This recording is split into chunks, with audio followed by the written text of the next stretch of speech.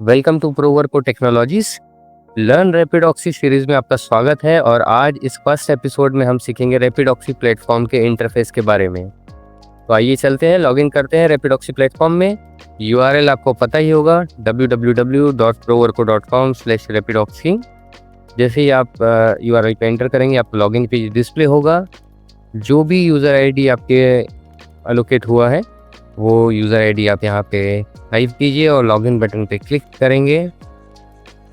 यहाँ से आप OTP वेरीफाई के पेज पे जाएंगे। आफ्टर लॉगिन आपको एक OTP रिसीव होगा आपके रजिस्टर्ड ईमेल पे। आप अपना ईमेल चेक कर सकते हैं। मुझे यहाँ OTP आ चुका है, मैं एक OTP को कॉपी कर लूँगा और वेरीफाई OTP के पेज पे जाके पेस्ट कर दूँगा। Click on verify OTP button और यहाँ से मैं लॉगिन हो जाऊँगा। सो यहाँ पे हम रैपिडॉक्सी के डैशबोर्ड पेज पे आ चुके हैं। यहाँ पे आप देखेंगे तो कुछ नंबर्स या कुछ काउंट्स आपको डिस्प्ले होंगे। डिफरेंट ऑप्शंस यहाँ दिखाई दे रहा है। एक्चुअली ये मेरा एडमिन एक्सेस है, इसलिए मेरा इंटरफेस आपके इंटरफेस से डिफरेंट हो सकता है।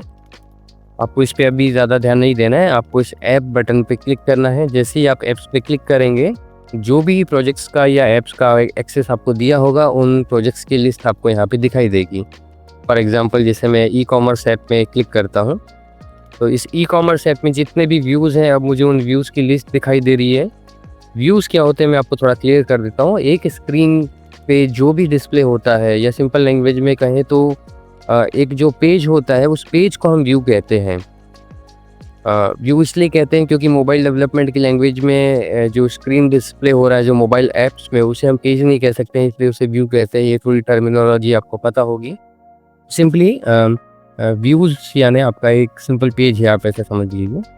यहाँ पे आपको दो बटन दिखाई दे रहे हैं आइकॉन्स, एक सिंपल लिस्ट है और दूसरा ग्रिड लिस्ट है। सिंपल लिस्ट में आपको सिर्फ आईडी, व्यू का नेम और डिस्क्रिप्शन दिखाई देगा, जबकि ग्रिड लेआउट में आपको पेज का प्रीव्यू भी दिखाई देगा। तो अगर आपको व्यू आईडी या व्यू नेम याद नहीं है तो आप प्रीव्यू से भी सर्च कर सकते हैं पेज। तो चलिए हम यहाँ पे एक व्यू को सर्च करते हैं। ये प्रोवर्को का एक सैम्पल वेबसाइट है, ऐसा समझ लीजिए। तो जैसे ही आप किसी भी व्यू पे क्लिक करेंगे ये आपका एडिटिंग पेज ओपन हो गया है।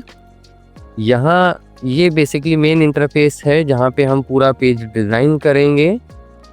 अगर आप ध्यान से देखेंगे तो यहाँ सबसे पहले लेफ्ट साइड में आपको लोगो दिखाई दे रहा है रैपिडॉक्सी का।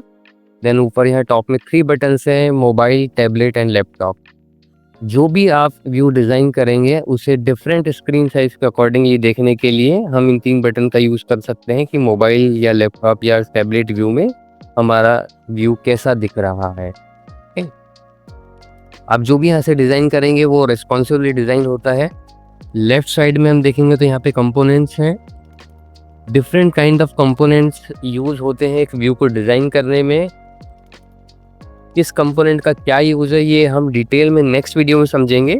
अभी हम फिलहाल सिर्फ इंटरफेस के बारे में कवर अप करेंगे। तो डिफरेंट कंपोनेंट्स जो भी यूज़ होते हैं व्यू डिज़ाइनिंग में वो यहाँ पे लेफ्ट साइड में आपको मिल जाएंगे। इसके नीचे आपको लेआउट्स की लिस्ट दिखाई देगी।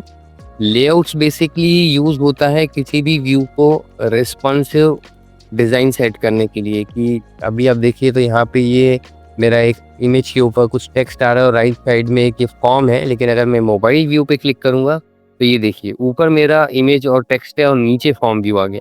तो ये इस जो आपका जो पेज का लेआउट है वो स्क्रीन साइज के अकॉर्डिंगली चेंज हो जाए ऑटोमेटिकली, इस चीज़ को हम बोलते हैं रिस्पॉन्सिवनेस। और ये रिस्पॉन्सिवनेस कैसे आती है, इसके लिए हम लेआउट्स का यूज़ करते हैं रैपिडॉक्सी में।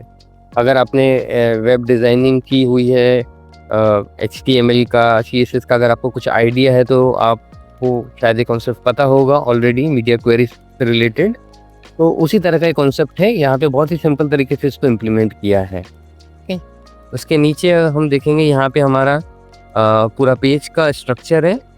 इसे हम पेज लेआउट भी बोल सकते हैं या पेज ट्री भी बोल सकते हैं, या फिर सिंपल अगर आपको पता हो तो this is also called DOM, document object model. तो व्यू में जितने भी एलिमेंट्स होते हैं वो एलिमेंट्स एक पेरेंट चाइल्ड रिलेशनशिप में होते हैं। एक एलिमेंट के अंदर मल्टीपल चाइल्ड एलिमेंट हो सकते हैं, उन चाइल्ड एलिमेंट के अंदर फर्दर नेस्टेड मल्टीपल एलिमेंट्स हो सकते हैं। तो ये एक एंडलेस एंडलेस तो नहीं बोलेंगे, but it could be a very long tree of elements. आप जिस भी किसी एलिमेंट पे क्लिक करेंगे ये ऑटोमेटिकली यहाँ सेलेक्ट हो जाएगा, या फिर वाइस वर्सा जिसे मैं यहाँ क्लिक करूँगा वो मेरा स्क्रीन पे सेलेक्ट हो जाएगा। ये हम नेक्स्ट वीडियो में कवर अप करेंगे। सेंटर में आपको जो दिखाई दे रहा है डेफिनेटली ये आपका कैनवास है। कैसे इसको एक्सेस करने के लिए क्या शॉर्टकट्स हैं हम नेक्स्ट वीडियो में कवर अप करेंगे। राइट साइड में यहाँ पे हमारे पास प्रॉपर्टीज़ हैं। जिस भी एलिमेंट पे मैं क्लिक करूँगा उस एलिमेंट की प्रॉपर्टीज़ मुझे राइट साइड में दिखाई देंगी। हर एलिमेंट की प्रॉपर्टीज डिफरेंट हो सकती हैं। जैसे यहाँ पे मैंने टेक्स्ट एलिमेंट कवर किया तो उसकी प्रॉपर्टी दिखाई दे रही है। अगर मैं इमेज पे क्लिक करूँगा तो यहाँ प्रॉपर्टी देखिए चेंज हो गई है। यहाँ पे मेरा एक सिंपल कंटेनर एलिमेंट है तो प्रॉपर्टीज चेंज हो गई है। तो जो भी एलिमेंट आपका करेंटली सेलेक्टेड होता है उसकी प्रॉपर्टीज राइट साइड में दिखती हैं, जिसे हम चेंज कर सकते हैं। डिटेल में किस प्रॉपर्टी का क्या मीनिंग होता है या हम नेक्स्ट वीडियोज में डेफिनेटली कवर अप करेंगे। तो आई थिंक वीडियो थोड़ा लंबा हो रहा है, मैं यहीं पे स्टॉप करूँगा।